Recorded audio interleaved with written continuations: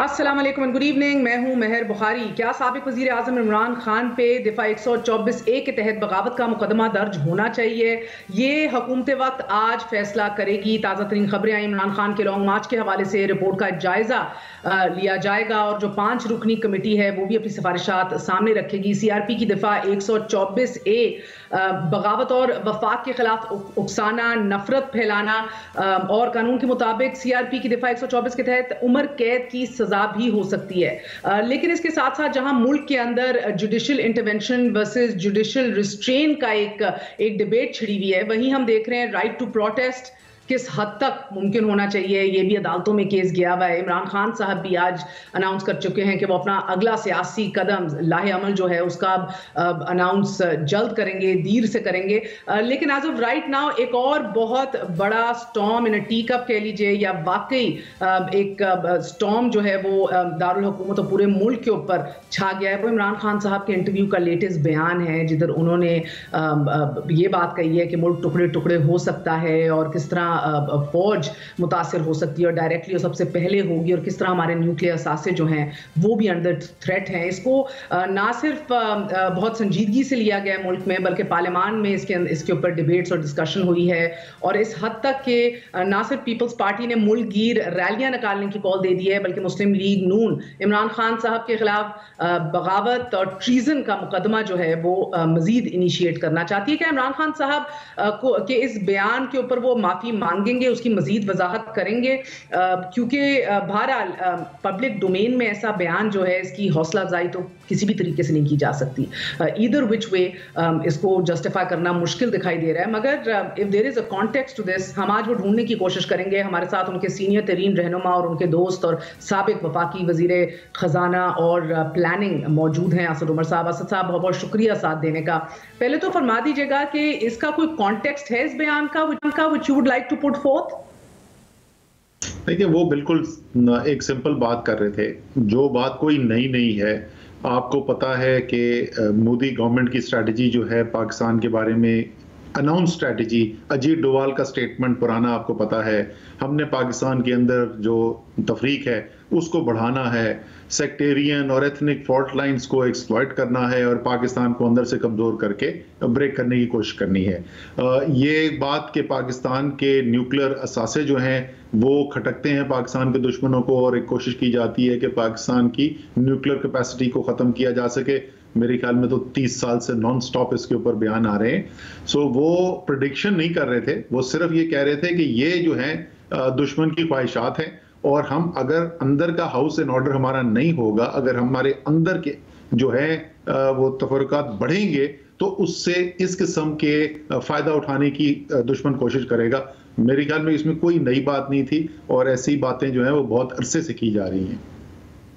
Sir, आपने तो इसका पूरा कॉन्टेक्स्ट और उलिया ही बदल दिया है। उन्होंने ये नहीं कहा कि अगर अब हम अभी तक अपने घर के अंदर दुरुस्तगी ना करें, उन्होंने कहा कि अभी जो हालात हैं, अगर एस्टैब्लिशमेंट ने एक्शन ना लिया, there is a very big difference. नहीं, देयर इजंट। बात वही हो रही है ना कि हम ये कह रहे हैं कि जिस किस्म के हालात डेवलप हो रहे हैं उससे हमारी मईशत जो है वो तो शदीद तरीन दबाव का है। वो तो मुझे नहीं कहने की जरूरत, आप मिफ्ता इस्माइल से पूछ लें, वो आपको बता देंगे कि कितने मुश्किलात का उनको शिकार है। आज मूडीज ने, जो क्रेडिट रेटिंग एजेंसी है, उसने पाकिस्तान की आउटलुक स्टेबल से नेगेटिव कर दी है, मतलब मनफी कर दी है। तो वो तो हमारे बाहर की जो बॉन्ड मार्केट्स हैं, वो ये तो उनका तो कोई सियासत से ताल्लुक नहीं ना।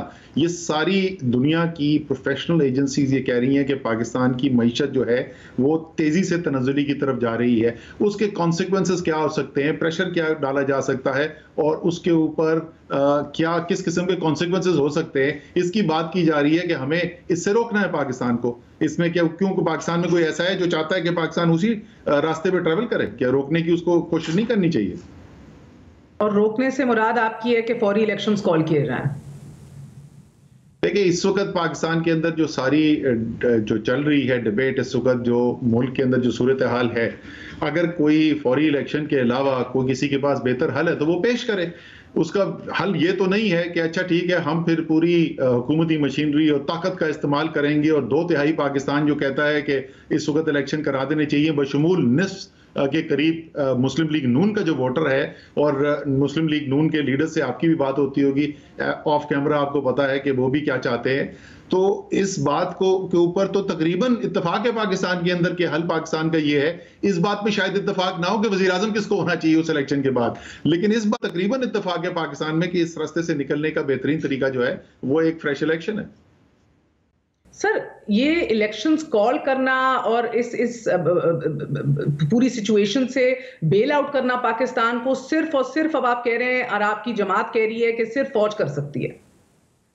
नहीं, ये नहीं कह रहे, और आपको पता है मेरी पोजीशन तो मैं हमेशा ही कहता हूँ ये सियासतदानों के करने के काम है, लेकिन ये जो पीडीएम जो है, जो इस स्टेटमेंट के ऊपर इतनी सीख पा हो रही है, ये क्या 3 साल 8 महीने ये नहीं कहते रहे कि हमारी हुकूमत सिलेक्टेड है? क्या वो फौज को सिलेक्टर नहीं कहते रहे? क्या नवाज शरीफ ने नहीं कहा कि कमर जावेद बाजवा ये सारा गंद तुम्हारा मचाया हुआ है, मुल्क के अंदर अफरा तफरी तुम्हारी वजह से फैली है? यार पाकिस्तान के लोग अंधे बहरे गूंगे थोड़ी हैं कि आप जो है एक तूफान खड़ा कर देंगे। आपने बिल्कुल ठीक कहा था, प्याली में तूफान खड़ा करने की कोशिश की जा रही है।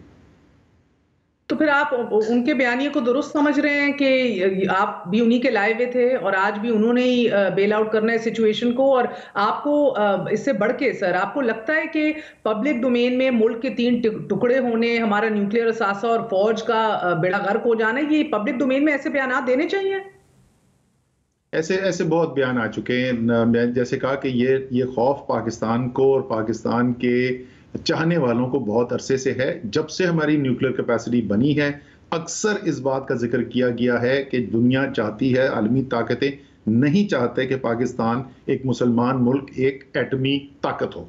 तो ये कोई पहली दफा नहीं है कि कहा जा रहा है कि जो दुश्मन है, जो पाकिस्तान को नहीं पसंद करते, उनकी ख्वाहिश ये है कि पाकिस्तान की एटमी ताकत उससे ली जाए। ये भी बहुत सारे लोगों का मानना है, हो सकता है दुरुस्त हो सकता है ना हो, लेकिन बहुत सारे पाकिस्तानियों का यकीनन अक्सरियत पाकिस्तानियों की ये राय है कि पाकिस्तान की न्यूक्लियर कैपेसिटी, हमारी जो एटमी कैपेसिटी है, कुव्वत है, वो एक ढाल है पाकिस्तान के लिए, और अगर वो ना हो तो शायद पाकिस्तान के लिए बहुत खतरनाक मुज़मरात हों। क्या आपको ये लगता है कि ये बात जो है बेटर फ्रेज कर सकते थे इमरान खान कि ये हमें खतरात हमेशा से लाहक हैं और इनको देखना चाहिए? क्योंकि इस बयान को अगर आप देखें, मैंने बार बार रिपीट के ऊपर देखा है, पीछे भी आगे भी सुना है कि कहीं कॉन्टेक्स्ट से हमसे गलत रिपोर्टिंग ना हो, कि ये लग रहा है कि सिर्फ और सिर्फ अपने इक्तदार से और अपनी चाहत ऑफ इलेक्शन और टाइमिंग से नत्थी कर रहे हैं इस सारी डिसमल सिचुएशन को। खाक में बदन, मेरे मुंह में खाक के ऐसी बात हो कि 3 टुकड़े हो जाए और फौज तबाह हो जाए। So do you think he could have put it better?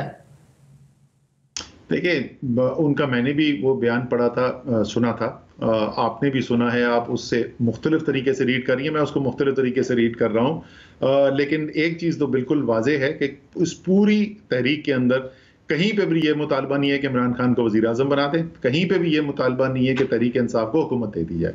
हम तो सिर्फ ये कह रहे हैं कि पाकिस्तान के अवाम को ये हक है कि वो फैसला करें कि उनकी हुकूमत में कौन बैठेगा और उनके मुस्तकबिल के फैसले कौन करेगा। तो उनकी अपनी इक़्तिदार से बराह रास्त तो इसका कोई लिंक भी नहीं है, ये मैंने कहा वज़ाहत में जरूर कर दूं। आप बहैसियत एक सियासी कारकुन इस बयान के साथ खड़े हैं? जी, मेरे ख्याल में उन्होंने जो बात की है उसके अंदर कोई भी ऐसी चीज़ नहीं जिसके ऊपर इतना तूफान खड़ा हो गया है। मैंने आपको कुछ, मैं बार बार नहीं रिपीट करना चाहता, और भी बहुत सारे बयानात हैं, इससे बहुत ज़्यादा ख़तरनाक बयानात और बड़ी बड़ी धमकियाँ। इमरान खान ने तो किसी को धमकी नहीं दी, वो तो सिर्फ ये कह रहे हैं, खतरे का, एक अंदेशे का इजहार कर रहे हैं। अल्ताफ हुसैन साहब भी ऐसी बातें किया करते थे, और आज मरियम नवाज शरीफ साहिबा ने कहा कि हम तो जिला वतनी भुगत ली, जुल्फ़िकार अली भुट्टो फांसी चढ़ गया, किसी ने ऐसी बात नहीं की। फौज के ऊपर हमारी तनकीद भी जो है वो क्रिटिकल होती थी, बट देख के होती थी और दायरा कार में रहने की होती थी, कॉन्स्टिट्यूशनल होती थी। माजरत के साथ पहली बात तो मरियम नवाज के वालिद साहब जुल्फ़िकार अली भुट्टो के बारे में क्या कहते थे, उनकी बेटी बेनज़ीर भुट्टो के बारे में क्या कहते थे, ये फिर वही मैं कहूँगा कि पाकिस्तान के अवाम जो है अंधे बहरे गूंगे नहीं है कि जिनको ये जो मर्जी कह देंगे वो सुना देंगे। ये क्या क्या भुट्टो के बारे में कहते थे, वो खुदा का खौफ करें, अब वो ओनरशिप लेने की कोशिश कर रही है भुट्टो की। उन्होंने क्या कहा था कि भुट्टो को जहां फांसी दी गई थी उसको मुकामे इबरत में बनाऊंगा, ये कहते थे इनके वालिद साहब। अब इनको भुट्टो साहब की कुर्बानी याद आ रही है। जहां तक इन्होंने जो कहा, मैं अपने मुंह से बार बार वो नहीं रिपीट करना चाहता, वो आप भी सुन चुके हैं, वो पाकिस्तान के अवाम भी सुन चुके हैं, किस किस्म के इल्जामात उन्होंने पाकिस्तान की फौज के ऊपर लगाए। परवेज रशीद के बयानात उठा के देख लें, मुल्क को तबाह ये करते हैं और उसके बाद नवाज शरीफ को कहते हैं कि अब ठीक करके जाओ, ईंट से ईंट बजा देंगे। फौज को बोला आसिफ अली जरदारी ने, क्यों मुझसे बार बार कहलवाना चाहती हैं? ये आपको भी पता है, सारे पाकिस्तान को पता है ये करते क्या रहे। मुझे बताइएगा कि अगर इमरान खान साहब पे बगावत का पर्चा हो गया